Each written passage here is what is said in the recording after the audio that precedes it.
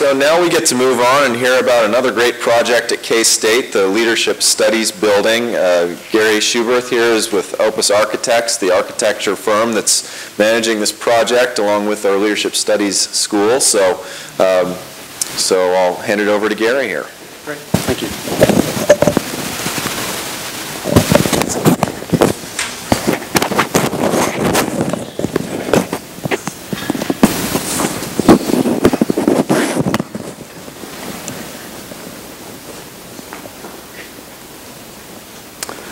Well, good afternoon. Thank you. I want to thank everyone for inviting me to show a little bit about the building that we're working on here at K-State. It's a very exciting project. I guess just a little bit about myself. As Ben said, I work for Opus Architects and Engineers. It's part of Opus Northwest Corporation. I've been an architect for 25 years. I'm a LEED accredited professional. And I manage the design efforts out of the Kansas City office for Opus. A little bit about Opus. We are a national real estate development, design, and construction company, as well as property management. So we see all aspects of buildings from the inception all the way down to having to manage that property and see what impact our design and construction decisions have on the operations of a building. Opus has designed quite a few LEED accredited buildings, LEED certified buildings. We have done Honda Motor Corporation, an industrial building for them. It's a gold building. It was the first gold industrial building in the country. We designed and built the headquarters for the EPA in their Denver headquarters building, which is a LEED gold building, as well as several other buildings of that type. I guess in starting this project, I started thinking, how did we even come about wanting to do a LEED building or a sustainable building for the college? And I believe it came from the visioning sessions that we had with the faculty and advising group client to begin with. We talked about just an array of goals that they had for the project, everything from academic type things to sustainability came up though, and the group wanted the building to be a sustainable building. They wanted to make that statement with the building, thought it was important and a responsible thing to do. So with that charge, we talked about, do we want the building to be a LEED building or just a sustainable building? You know, how important was that LEED certification? Is everyone here familiar with LEED and LEED checklist and all those sorts of things? As real estate developers, a lot of times we will do sustainable things with buildings and not go for the plaque, you know, the official certification. But when you do go through that process with LEED and get that official seal, it is an independent third-party verification that or certifications you have done these sustainable things with your building. And we felt that was important to do. That comes with a cost, but for this project it wasn't considerable. It wasn't something we couldn't fit into the budget. Some of the main costs with getting a LEED certification would be the paperwork and the processing of that, administering it, and some of the enhanced commissioning after the building is built that you do. But other than that, water saving things, energy efficient type things, it's pretty easy to get a certified building. And there are of course a certified level, a silver level, a gold level, and a platinum level. And we decided to go for the silver level for this building. As far as the location of the building within the campus, here you've got Anderson Avenue, Denison, and here over really in front of Schellenberger and King Hall and Campus Creek. There was a parking lot in that location, and we took the parking lot out and put the building in that location. It's well within, I believe, the heart of the campus, really. This is a site plan of the project. Again, we've got Mid-Campus Drive, Claflin Road, Petticoat Lane. The dormitories are back here.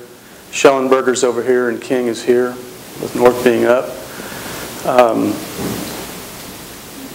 Building is pretty tight on the site. We had a pretty ambitious program. It does fit on the site. It's very snug, but I think it's comfortable on the site. We don't have any parking on this site, except for we have 2 handicap parking spaces, and we have 2 spaces dedicated for low-emission vehicles. We have an outdoor amphitheater, a terraced area for outdoor learning activities and gatherings. At this area, we have an outdoor patio here. that works off of a cafe area at the building. The main entry of the building will be here off of this sidewalk. We do have a second floor balcony on the back of the building, and we have service located at this area to sort of orient you to the building. Floor plan of the building. Again, this is the first floor, and as you come in this front area, there's going to be a reception area. We're calling it an info cafe. It's a gathering place with a fireplace feature in the corner. We'll have coffee and light snacks that can be served here. There's an advising center. We have a 200-seat town hall auditorium space in here, 3 mid-sized classrooms, and 3 seminar-sized classrooms at the first floor. We also have incorporated breakout areas or open meeting places for the students and the faculty after classes to break out and gather in these various open spaces. Second floor is dedicated more to the faculty as well as student organization offices. So around the perimeter of the building are the faculty offices, the few at the interior. We have a faculty conference room, faculty workroom area. There are 3 student organization offices in the floor plan, along with a student organization conference room. We have Blue Key, Mortarboard, and Ambassadors Group. Thank you, Susan. And again, we have, some of these open meeting space areas fitting into some of the corners of the building, as well as this outdoor patio. What I'll do is sort of take through each of the lead areas: sustainable sites, water efficiency, energy and atmosphere, those type of things. So from a site planning standpoint, one of the prerequisites is to control construction activity pollution. So dust and runoff into waterways was controlled as something that we had to do. As far as the site selection credit, we did get this point because we did not have any of those things that are noted up there. It wasn't prime farmland. It wasn't undeveloped land in a floodplain. We did do a lot of engineering studies on that creek and the relative finished floor elevation for the building, and there is no danger with 100-year flood issues. It's not an endangered species habitat. It's not a wetlands. We did have civil engineers do a study to look at that definition of what wetlands are to see if the creek qualified, and it didn't. It doesn't have a proximity to a major water body, and it wasn't public parkland. And this point is all around trying to drive development to not use those type of areas, but to be more in a developed area, which this was, being a parking lot. We also got credit for development density and community connectivity. We are within the criteria for dense housing that we have within a half a mile of the project site, and we're within a half a mile of 10 basic services. There's about 15 services in the lead list, and we did meet 10 of those. So the building is within walking distance of that. And again, trying to drive development toward more built, established areas where you may not need to drive your car as often. Alternate transportation point, we have provided bike racks up at this north portion of the site, as well as on the second floor in the restrooms we have a shower facility, both men and women. So the faculty want to, and again, to promote bicycle riding to the building, and if they need to change because of that ride, they can. Also, again, I mentioned we have the low-emitting, fuel-efficient vehicles. We have 2 dedicated spaces for that. And with parking capacity, we did not, we're well below any parking requirements for this specific site, so it's relying on parking in other established areas. As far as restoring 50% of the site, we did get that credit. Because it was a parking lot, again, we have restored that back with green space. Vegetated open space is at least 20% of the area outside of the building footprint, which we actually got up to 30. And I guess our calculation was 59% on open space. So it's a much greener, more pervious site than it was being a parking lot. And because of that, with stormwater, there's stormwater quality and quantity points. We did not get the quality control point. That's more around cleansing the water that runs off the site, and that became a cost issue in just balancing the budget on the project. We would have had to done some type of piping and filtration systems to filter the roof and sidewalk runoff before it went into the creek. But we did control the quantity of it, so it runs off, water runs off into the creek at a much lower velocity than it did when it was an asphalt parking lot. Heat island effect, non-roof, the reflectivity of surfaces. So we met that requirement in terms of the paving that we use has a certain solar reflectance index, so it doesn't contribute to atmospheric heat gain, as well as the planting areas do that as well. We didn't get the heat island effect for the roof. That was because of the, we have a shingle roof on the building. There's a flat roof here that has quite a bit of rooftop equipment in it, but these little outer areas are the sloped roof portions, which is the standard composition gray K-State shingle, and that does not meet that solar reflectant index. That shingle would have to be more of actually a white, very light gray or white color. And that might be something from a policy standpoint, which is a bigger animal to take on than this specific project, but you know, is that worth doing with all the buildings? It affects the aesthetics of the buildings, and there's continuity with that, so we did not achieve that point. Light pollution reduction, that has to do with light spilling outside of the site boundaries. We did not meet that because there are certain rules for safety and lighting standards on the campus, which is, it has been achieved in some campuses, but we did not achieve that here. So just an overview, you know, we've reduced transportation impact by building in an established neighborhood, trying to promote bike riding or walking to those services. Restored habitat with the increased green space, reduced stormwater impact as well as heat gain.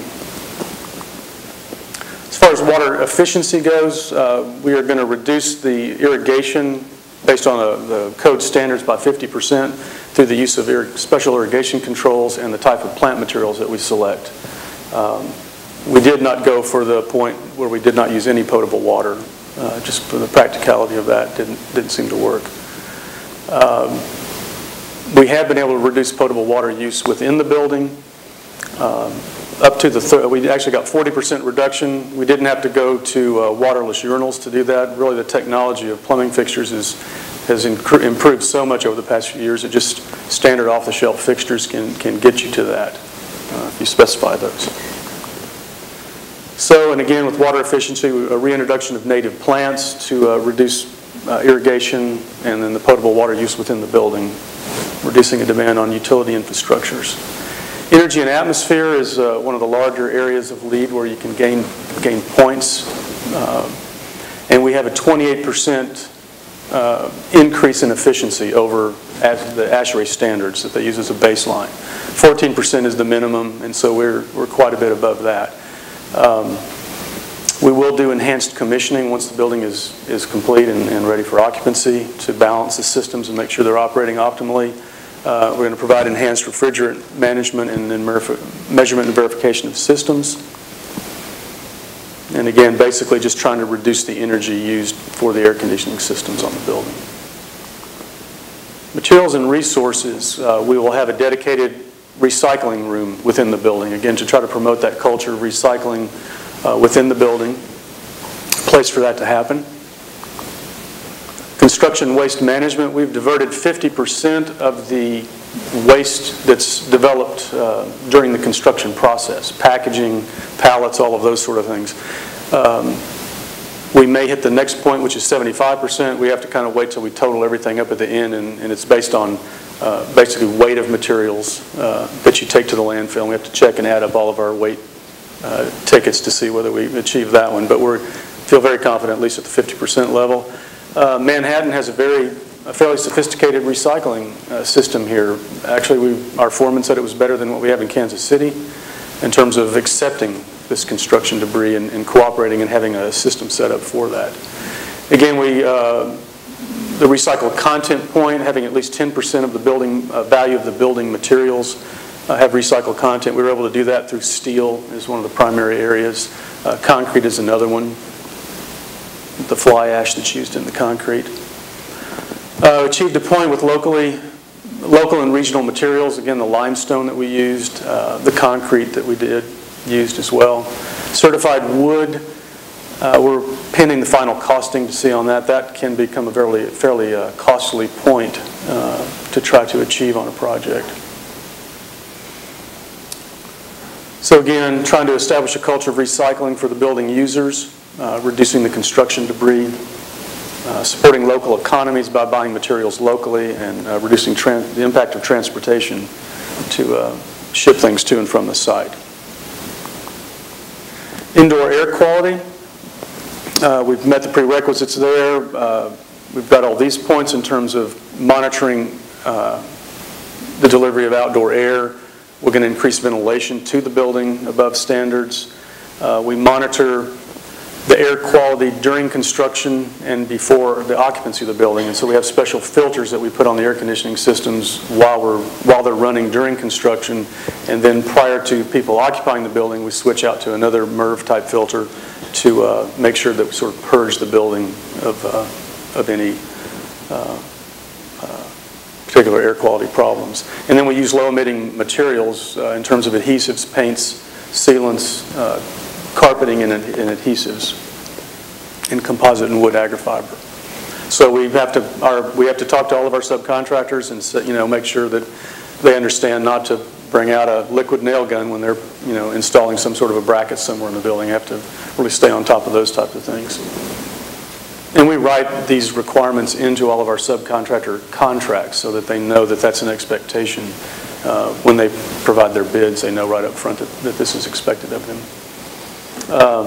Indoor chemical pollutant control, that is around walk-off mats at the entry points of at least 6 feet in length, so you capture those particles before they get into the building. Controllability of systems for lighting. We do have individual controls throughout the building so people can turn lights off and on in various offices and various spaces. Trying to do the controllability of systems for thermal comfort is much harder. You really need a raised floor system to make that practical. When you have a room like this and you need to have 50% of the people control your temperature individually, you'd have to really have a floor outlet in that raised floor system to monitor that for the quantity. So we did not achieve that in this type of a building. If it was a much larger building with large open cubicle spaces, that may have warranted a raised floor system to achieve that. Thermal comfort, there will be a survey developed and provided to the occupants of the building after occupancy to see how the thermal comfort in the building is doing. Is it working as it's supposed to? And then have a plan to go back and rectify anything that's a problem. Daylight and views, we did not achieve that goal because we had rooms like this. We had some large rooms where we did not have windows in them. That town hall that's in the center of the building, for instance, really kept us from getting that one. So again, indoor air quality is just about trying to improve the well-being of the occupants in the building by having fewer harmful chemicals released into the building through the materials that we use. Innovation and design, you can get 4 points under the system that we were under. We did get the exemplary credits for going above the standards on the open space requirement and the water efficiency. There will be a green education program. The faculty for the building will have educational materials and be able to talk about the building to visitors and users of the building about these sustainable qualities of the building. And then, of course, having a lead team member is one as well. This is a picture of the building, which we're all pretty proud of. We use the K-State limestone throughout the building. It has a fairly conservative look, but yet has some contemporary features as well. The fireplace on the corner is a key feature. It was a key element that was in one of the houses that Leadership Studies uses right now that's across the street, and there was a very, I guess, warm feeling about that. It was one of the favorite rooms in the building, and we tried to see if we could incorporate that same feature. So I believe it would be a very nice feature at both the first and second floor as well as outside of the building. There's a gathering area that can take advantage of an outdoor fireplace as well. Kind of rotating around the building counterclockwise to the lower view here.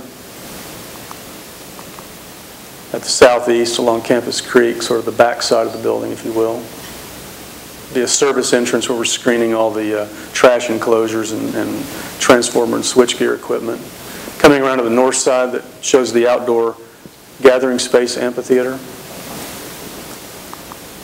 Back along the walkway from the north heading to the south as you approach the entry of the building. And then back to the overview. So that's sort of a whirlwind tour around about 40 lead points that we went after on the building. So if I've missed anything, are there any questions about the building you'd like to ask? Ready. The construction waste, how is the one that's accepting that? What company is accepting the construction waste? I don't know the name of that company. How's. Which one? How's. Hal, okay. You know what? My client knows more about this. I mean, if they're pallets and things, those would, I would assume, be recycled and reused and resold. But they break down. We break down. We have we have a paper dumpster, we have a plastics dumpster, and we have a metals dumpster on the site. So metal waste and debris goes into those and divided up, and then they're taken to the recycling center from there, as opposed to, putting it all together. Yes? Is there a requirement when you use limestone that the provider restore the limestone and undertake in that? When we're taking limestone, Purveyor or another company, what's the requirement to meet these specifications that that land be restored? There are no requirements within LEED for restoration of stone. The wood, the certified wood and things, there are things with rapidly renewable materials and the Forest Stewardship Council around wood, but as far as stone goes, I know of nothing that's monitoring whether that's, whether you're pillaging the land or doing it in a sensible way. I don't know.